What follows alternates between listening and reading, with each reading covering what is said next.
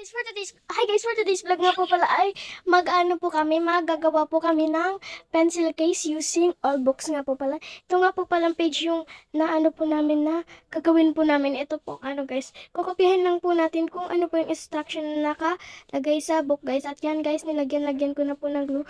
Dahil, guys, na po natin, ididikit na po natin dyan sa may all book ko po na yan, guys. At syempre, yung maliit daw muna. Kasi, guys, ayun yung nasa gitna, guys. Like, gagayahin ko lang kung ano yung nasa instruction ng book. Guys, nalilito pa nga po pala ako dyan, guys. Kung saan ko ikakabit yan. Guys, kasi di ako medyo pantay magkabit, guys. At guys, ito naman po pala. Malaki po yung ko, guys. Guys, project nga po pala namin to sa school, guys. At syempre, itatansya muna natin kung okay na ba, guys, at okay naman na, kaya ipakita ko na po sa inyo, guys. At syempre, igaganyan ko po muna bago ko po gawin pencil case, guys. Madali lang nga po pala yung guys. Dali lang po yung gawin. At tingnan nyo naman, guys, yung ko, guys, sobrang aesthetic na, no. Wala na po pala yung kulay, guys, or color paper, guys. Dahil daw, guys, yung lesson po namin ay reuse, reduce, repair, recycle, guys. Like, recycle lang ng all books. Habang nga po palang gumagawa kami, padilim ng padilim, guys. So, ito nga po pala yung nagawa ko. Pwedeng ganyan, tapos pwedeng iganto. Diba, guys? Ang ganda-ganda, guys. At syempre, didikitan din natin ito, guys. Ito nga po pala, ginupit ko na. Habang gumagawa po tayo, paggabi, no, guys. Guys, pa-purple nga po pala ng pa-purple, tsaka pa-black na black yung, guys, yung background ko dyan, guys. At guys, tingnan nyo naman, guys. Ang hirap po maglagay ng glue dyan, guys. Dahil medyo konti na lang po yung glue ko dyan, guys. Ginagamit ko po kasi sa school namin, guys. At yun na nga po, dinikit-dikit ko na nga po pala yan, guys. Guys, pantay naman, guys. Ayan, no, pwede nang itupi-tupi. O, diba, guys? At medyo malapit na nga din po pala ako matapos, guys. I-glue na po natin, guys. At gabing-gabi na nga din po pala na yun dito, guys. At guys, ikakabit ko na nga din po pala to. Dapat, guys, guys, pantay po siya, guys. Dahil ipapasa din po to sa school namin, guys. Sa teachers ng science po namin, guys. O, diba, guys, ang hirap-hirap gumawa ng DIY pencil case, guys. Ganyan ko pa nga po pala dahil po ikakabit na po natin. Ito nga po pala yung mga, guys, mga nagawa ko na. At gagawin ko na nga din po pala yung pangalawa, guys. Malapit na nga din po pala tayo matapos dito, guys. O, diba, guys, tingnan nyo, guys. Pinapapantay ko po yan dahil pinapapantay ni mama, guys. Mukha kasi basura kapag hindi po napapantay, guys. O, diba, ang ganda-ganda na nga po. At ito pa nga po pala itong isa pa po. Nilagyan na po natin ng glue at in-spread na po natin.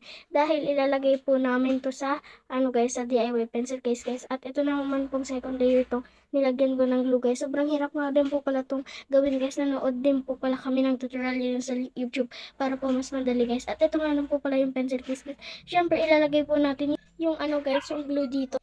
At ilalagay din po natin siya dun, o, diba, guys, ang ganda nung guys, o, diba, o, igaganyan lang po siya sa gilid, tapos yun sa baba, guys, tapos matatapos na tayo. Kailangan na lang po natin mamaya ay yung secret. At guys, ito pa nga po pala, guys, sinabit ko pa nga po pala dun kay mama, guys, dahil, guys, guys, ipapakat ko siya, guys. At guys, malapit na nga din po pala itong matapos, guys, pero, guys, natutumba pa rin siya, guys. Ngayon ko lang nakita nung tiningnan ko po yung loob, guys. Hindi ko alam kung ilang oras ba to matatapos, guys, dahil sobrang dilim na. Diba kanina may tree pa yan, ayun, wala na po. Guys, ginaganyan ko pa nga po pala dahil, guys, ayaw talaga niyang yung tawag dito, yung ayaw niyang dumikit dahil glue siya, guys. Kailangan niya po pala namin dito ng glue stick, guys, kaso wala po kaming glue stick. At guys, ayos na nga din po pala, kaya ilalagay na po namin tong, ilalagay ko na po tong mahaba na to. Nahulog ako sa'yo. Uy! At guys, nilagyan ko na nga din po pala to ng glue, guys. Pati yung gilid niya, guys, para, guys, maging pencil case na po to, guys. Medyo mahaba nga po pala tong na to, guys. Hindi ko po alam kung magkakasya. Pero nung sinukat ko naman po, kasya naman po. Tara, lagyan na natin ng pencil. It's a prank.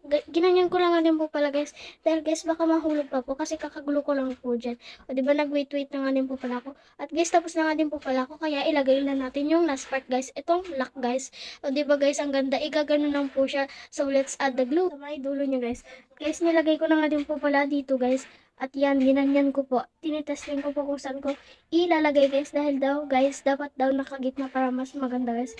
Kaso, guys, hindi ko alam kung ano yung pagitna, kaya ito na lang yung ko, guys. At ito na nga din po pala yung lock, guys. Ayun nga po pala. Halimbawa, yung ilalagay mo sa lock, diba? Guys, tingnan nyo naman po, guys. Ito na po yung lock ng natin, guys. At guys, tingnan nyo naman, guys. May pakulay red pa nga po pala dyan, guys. Dahil, guys, nagupit po kami kanina. At guys, tingnan nyo naman, natapos na yung, ano guys, o diba kapag i-open mo, igaganyan mo lang. Tapos ayan yung loob guys. Tapos guys, ayan, kapag ilalak mo siya guys, igaganyan mo lang siya. O diba guys, ang ganda-ganda. Parang ako lang, di charot lang. At guys, ilalagay ko nga po pala yung glue kung tetestin po natin kung gagana po ba. Yun lang guys, bye.